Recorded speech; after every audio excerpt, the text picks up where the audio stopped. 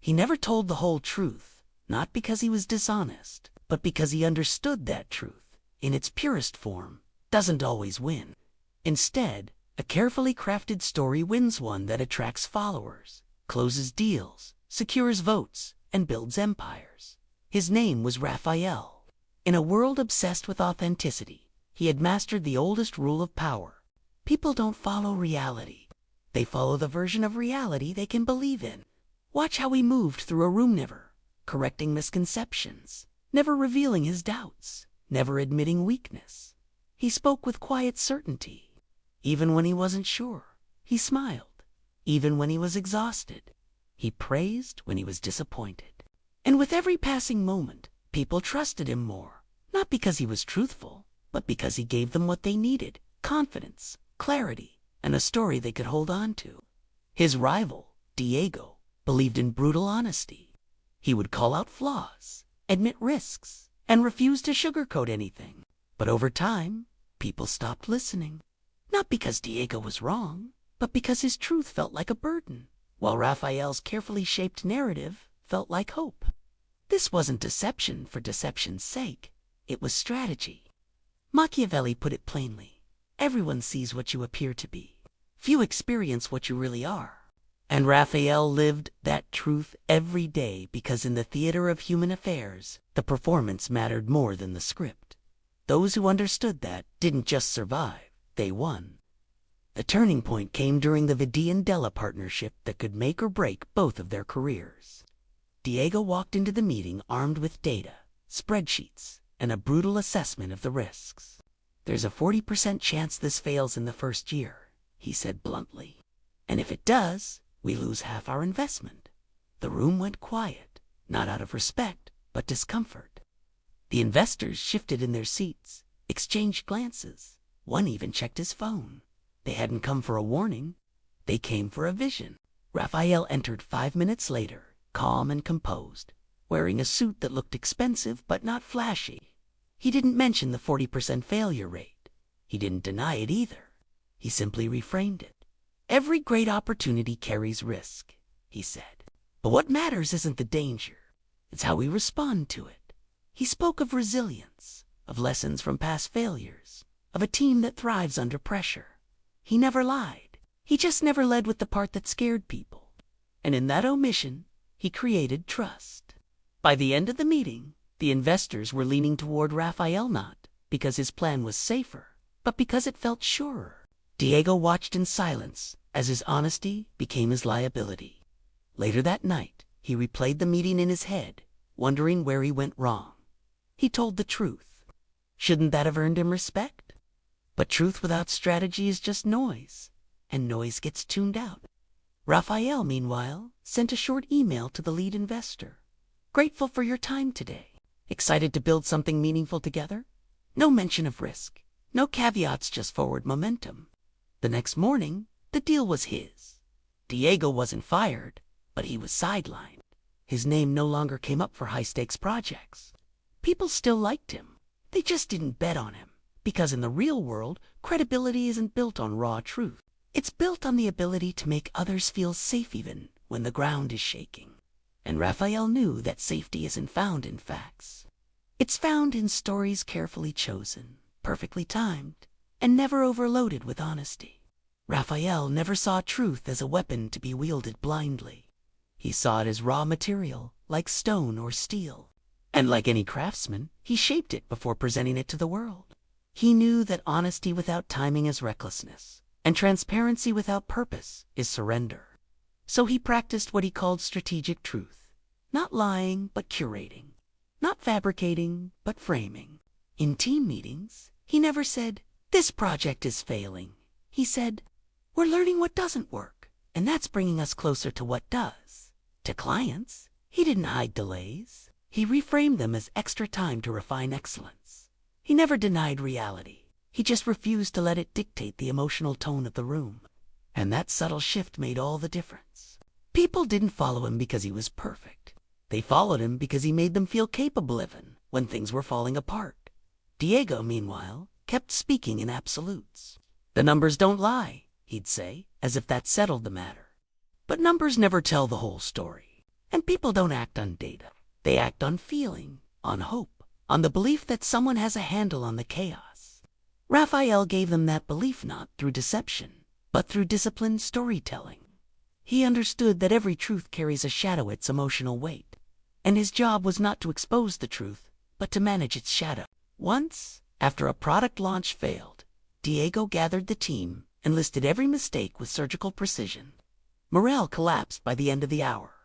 Raphael, in a similar situation months later, opened with, "We just tested a hypothesis, and now we know exactly what to fix." No blame, no panic, just forward motion. The team left energized, not ashamed. That's the art of strategic truth. It doesn't hide the wound. It just decides when, how, and to whom to show it. And more importantly, it always offers a path forward. Because truth without direction isn't honesty. It's abandonment. And Raphael refused to abandon the people who trusted him, even if that meant holding back a few uncomfortable facts until they were ready to carry them. It happened during a pitch to Novatech, a potential client known for walking away at the first sign of uncertainty. Diego had prepared a flawless presentation, accurate, detailed, brutally honest about limitations. But halfway through, he paused and said, "Honestly, we've never done something this complex before." The room froze. The lead executive's pen stopped moving. Raphael, watching from the back, felt his stomach drop. Not because Diego was wrong, but because he'd handed the client a reason to say no. Later that night, Raphael called the client not to correct Diego, but to reframe the moment. "What Diego meant," he said calmly, "is that this project is unlike anything we've done before, which means we're approaching it with fresh eyes, no assumptions, no baggage." He didn't call it a lie. He called it a clarification. And the client accepted it not because it was true, but because it felt truer to their need for confidence. That was the first time Raphael used what he called a necessary fiction. Not a falsehood, but a version of reality shaped to serve a greater purpose. He didn't invent capabilities. He just emphasized potential over precedent. He didn't hide an experience. He sowed curiosity as an asset, and it worked. Novatech signed the contract the next week. Diego was furious. "You lied," he accused. But Raphael shook his head. "I told them what they needed to hear to make a brave decision." There was no malice in a tonely strategy, because in high-stakes moments, raw truth isn't clarity, it's chaos. And leaders don't add chaos, they contain it. Raphael understood that people do not need the whole picture. They need the part that helps them move forward. So he gave them that part, polished, focused, and stripped of anything that would paralyze them. This wasn't manipulation in the toxic sense. It was stewardship, guiding others through uncertainty by controlling the narrative, not the facts. And in doing so, he didn't just win a client. He protected his team's future, their salaries, their purpose, all because he chose, in one critical moment, to offer a story instead of a confession. And history, as it always does, rewarded the storyteller, not the confessor. Outside the boardroom, Raphael was different. He dropped the performance not because he was tired, but because he knew real power isn't built in public. It's forged in private. With the few people who've earned his trust, he had a small circle, 3 people, no more. And with them, he spoke plainly, admitted doubts, even confessed failures. Because he understood a brutal truth. Strategic deception only works when you have a sanctuary of honesty to return to. Without that inner circle, the mask becomes the face, and the strategist becomes a ghost. But with it, he remained grounded, sharp, human. One of them was Alina, his oldest friend and CFO. She'd seen him cry after his first business collapsed. She'd called him out when his strategic truth crossed into self-deception, and he never punished her for it. He thanked her because she protected him from his own illusions. With Alina, he didn't need to perform. He just needed to be, and that freedom made him stronger in every other room. Machiavelli hinted at this too. The first method for estimating the intelligence of a ruler is to look at the men he has around him. Raphael lived that. He didn't surround himself with yes-men. He surrounded himself with truth-tellers, but only in private. In public, they played their roles perfectly. Alina would nod along to his confident pitches, even when she knew the risks were higher. Because she understood the game, and that alignment between private honesty and public narrative was their secret weapon. Diego had no inner circle. He thought honesty meant broadcasting everything to everyone, so he had allies, but no confidants. No one to warn him when his truth became a liability. No one to say, "You're being honest, but you're losing them." And that isolation made him fragile, while Raphael, by being selectively vulnerable, became unbreakable. Because true strength isn't in never lying. It's in knowing exactly who deserves your truth and who only needs your story. And in that discernment, Raphael didn't lose himself. He multiplied his power quietly, wisely, and without apology. Diego didn't just lose the Vidian deal. He lost himself slowly, quietly, in the way most honest people do not, with a dramatic collapse, but with 1,000 small surrenders. He started second-guessing every email, rewriting sentences 3 times, deleting messages before sending them, afraid that his truth might be too sharp, too raw, too real. He stopped speaking first in meetings, waited for others to set the tone, then adjusted his words to fit. His confidence didn't vanish overnight. It eroded like stone under constant rain. And the worst part, no one noticed. Because he still showed up, still wore a suit, still smiled politely. But inside, he was disappearing.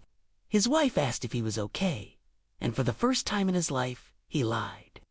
"I'm fine," not to protect her, but because he couldn't bear to admit that his greatest virtue as honesty had become his cage.